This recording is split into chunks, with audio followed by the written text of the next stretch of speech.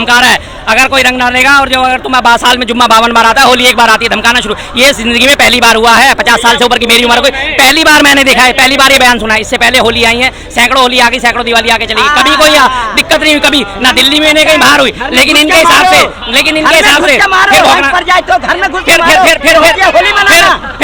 फिर शुरू नहीं मैं क्या बोलूं, मैं तो बोल रहा हूँ आप फिर वो मैं बात कहूँगा। हमें नाज है सीओ पर, अनुज चौधरी पे नाज है, 120 करोड़ सनातनियों का नाज है। जवाब अच्छा हाँ जी, करने वाले ये बात करेंगे तो ले लो, फिर जवाब देना। इससे पहले कभी कोई विवाद हुए थे?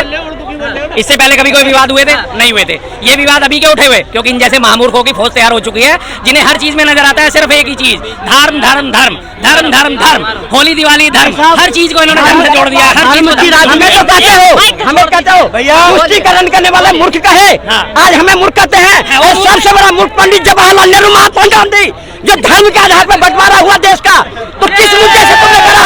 तो हमारे देश में लोग होली नहीं मनाएगा, दिवाली नहीं मनाएगा, आज होता तो बता देता देश के लोग। अच्छा आज सुनो आज अगर हिंदुस्तान में ढंग से होली दिवाली मनाई जा रही है तो मोदी और योगी के शासन में मनाया जा रहा है। इससे पहले हिंदुत्व की कोई थी, कोई पहचान थी? घर में घुस करके होली मनाना, दिवाली मनाना, किसी को आज बोल के दिखा दे कोई, कह दिया ना इतना ही होली से इतना। अगर कोई हिंदू अगर कोई नहीं बना रहा उसकी गर्दन काट देगा। गर्दन किसने काटा था? इन्हीं के काटा था, इन्हीं के जिहादियों ने काटा था। गर्दन भी काटने का काम कर रहा था कन्हैया कुमार का, तो इन्हीं का सहयोगी ने कहा था। ये बात करेंगे, ये बात करेंगे। ये देश के अंदर पूरी अराजकता फैलाना चाहता है।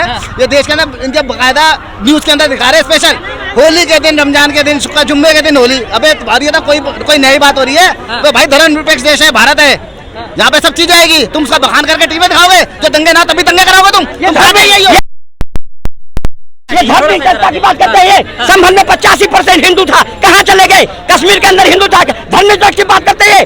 कैराना के अंदर था, भाग के चला गया, क्या बात करते हैं? आज ब्रह्मपुरी के अंदर लोगों ने ये बात करते हैं, ये बात करेंगे धर्म निरपेक्षता की। धर्म निरपेक्षता का गला खोटा तो पंडित जवाहरलाल नेहरू महात्मा, और ये सहयोगी तभी इनके विधायक आकर के बकायदा बोलते हैं कि अलग से वार्ड बनाओ हॉस्पिटल के अंदर मुसलमानों के लिए। बताओ, ये इनकी मानसिकता है। मानसिकता इनकी खराब हो गई है। 120 करोड़ सनातनियों के देश में तुम इस तरह नहीं चलेगी। अब सवाल ले लीजिए। बस बोल लिए, सांस ले लिया। हर चीज में इन्होंने तो एक रट्टा पकड़ रहा है, जैसे इनके टॉप लीडर है ना, हर चीज में नेहरू कसूरवार, हर चीज में नेहरू जिम्मेदार। अब ये बार बार बात करते हैं, विभाजन की बात करते हैं, लेकिन इनकी तरह वो जैसे इनके टॉप लीडर माननीय मोदी जी, सेम इनकी हालत वही है। क्योंकि जब ऊपर यथा राजा तथा प्रजा, अंधेर नगरी चौपट राजा, टके सिर भागी टके सिर खाजा, वो इनका हाल है। अब इसके बाद द्विराष्ट्र का सिद्धांत सबसे पहले किसने रखा था, जरा बताना? कि भारत के टुकड़े करके 2 राष्ट्र बनने चाहिए। सबसे पहले द्विराष्ट्र का सिद्धांत रखा जिन्ना ने और सावरकर ने। ये वही सावरकर है जिसने 6 बार अंग्रेजों से माफी मांगी थी, और ये उसी सावरकर के अनुयायी हैं। अब ये बात लेकिन घूम फिर के कहाँ जाती है? नेहरू जी के ऊपर, कि नेहरू जी ने विभाजन करा। विभाजन की आवाज तो तुमने सबसे पहले जिन्ना ने और सावरकर ने उठाई थी, और जिन्ना की आवाज उठाने के बाद इन्हीं की पार्टी के सर्वोपरि आडवाणी जी जिन्ना की मजार पे माथा टेकने गए थे या नहीं टेकने गए थे? बता दो, बता दो, जिन्ना की मजार पे माथा टेकने गए थे या नहीं गए थे? आज तक अंग्रेजों के सैंपल के और जॉर्ज सोरोस के तलबे चाटने वाले कांग्रेस पार्टी, राहुल गांधी, ये देश में सिखाएगा कि कौन अंग्रेज असली।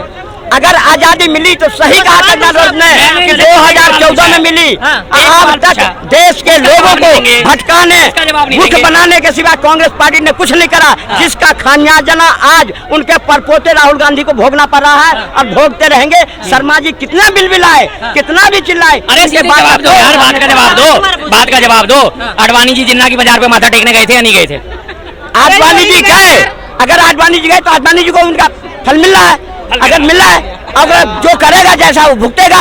आज अगर सुनो, मानसिकता नहीं थी, मानसिकता जिन्ना के साथ ही उन्होंने द्विराष्ट्र का सिद्धांत रखा था। जिन्ना इनका सहयोगी था, जिन्ना सहयोगी। अरे सुन लो, अरे बहुत हो गया, बहुत कर लिया। नेहरू के बाद कहाँ है? बताओ, कहाँ बात आई नेहरू की? बहुत बात आई नेहरू, बहुत हो गया, बहुत हो गया, बहुत हो गया, बताओ, सब हो गया। और उसके बाद अब एक और बात बताता हूँ, पाकिस्तान हमारा दुश्मन देश, ठीक है जी। अटल बिहारी वाजपेयी जी बस में बैठ के क्यों गए थे लाहौर बिना बुलाए?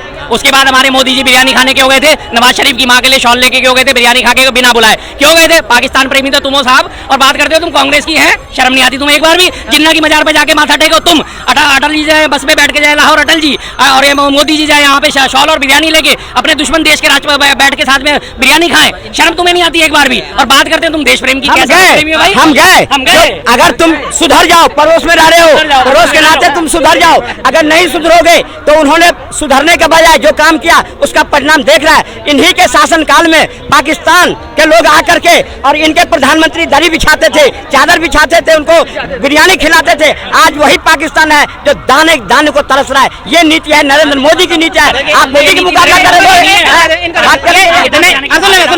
इतने बड़े बेशरम है।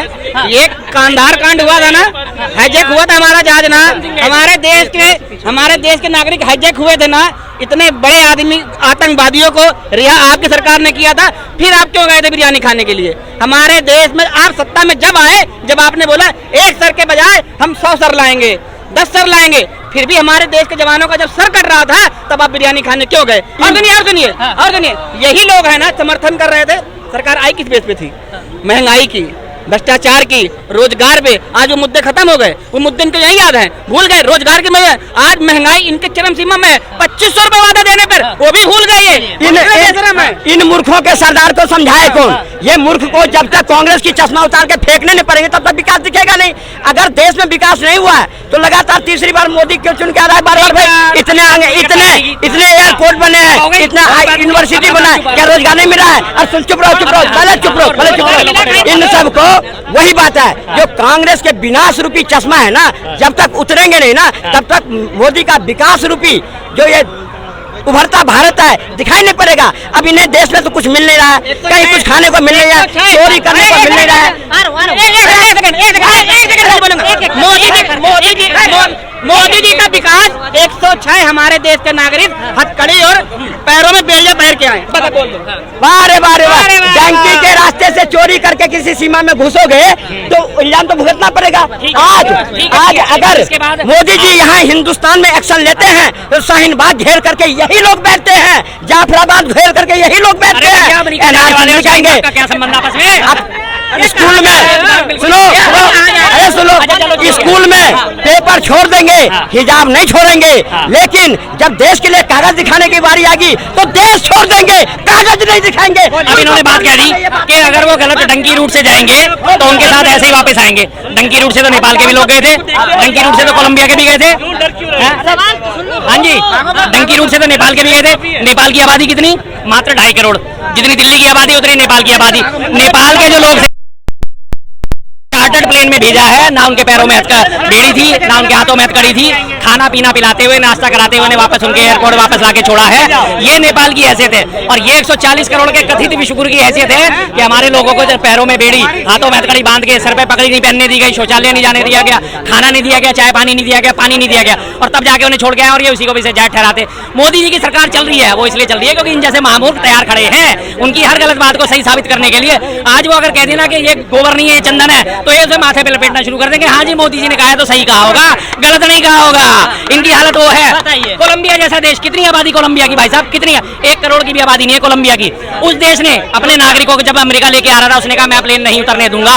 प्लेन वापस गया अमेरिका, दूसरे प्लेन से सारे लोग वापस आए, बकायदा उनके ना पैरों में हथकड़ी या बेड़ी थी, ना हाथों में हथकड़ी थी तब। और हमारे यहाँ के कैसे हैं? अरे कोई बात नहीं, आ रहे तो आ रहे, तो हमारे तो हथकड़ी बेड़ी क्या हो जाता, क्या फर्क पड़ जाता है? हमारी सेना, हमारी जवाब मेरे पास है। ये भाई साहब ने सब कुछ झूठ बोला है। वो देखो पाकिस्तान डर गया, वो देखो हमने अमेरिका की बजा दी, हालत खराब कर दी, नाक में दम कर दिया। भाई साहब अब आप बोलो, अब आपकी बात का मैंने समर्थन कर दिया। ये बिल्कुल झूठ बोल रहे हैं। शर्मा जी वकालत तो करते हैं लेकिन ये भूल जाते हैं इन्हीं के शासन काल में मुंबई के अंदर 162 को भूज के चला जाता है, गोली मार के चला जाता है, चूई शब्द आवाज में प्रधानमंत्री को निकलता है, एक सेना को गर्दन काट के ले जाता है, मुंह शब्द में वो एक चूई शब्द निकलता है। आज बोल के देखे ना, आज सेना क्या खोल देना है। आज अगर 42 को मारा, घर में घुस करके 350 को मार क्या किया, ये होती है मोदी का पराक्रम, ये होती है मोदी का शासन। कोई कांग्रेस की शासन नहीं है। जो नवाज शरीफ कहा था ये देश के प्रधानमंत्री को जो चूड़ी और साड़ी पहले औरतों जैसी बात करता है, और आप बात करते हो कांग्रेस की, भाग गए। इन्होंने मुंबई की बात याद दिला दी। मुंबई की बात आप ये सुनेंगे नहीं ना, भाग गए। मुंबई की इन्होंने एक घटना याद दिलाई। कंधार हाईजैक किसके कारण में हुआ? बीजेपी के शासनकाल में। संसद पे हमला किसके शासनकाल में हुआ? 2 बार बीजेपी के शासनकाल में। उड़ी हमला किसके शासनकाल में हुआ? बीजेपी के शासनकाल में। पठानकोट किसके शासनकाल में हुआ? ISI को बकायदा जो वहाँ की एजेंसी है उसे यहाँ लाके जो है परमिशन दे दी गई कि आप इंक्वायरी करो।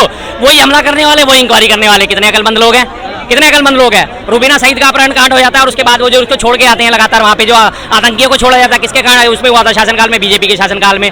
सारे के सारे कांड बीजेपी के शासनकाल में, लेकिन बीजेपी सर्वा पाक साफ है, पाक साफ है।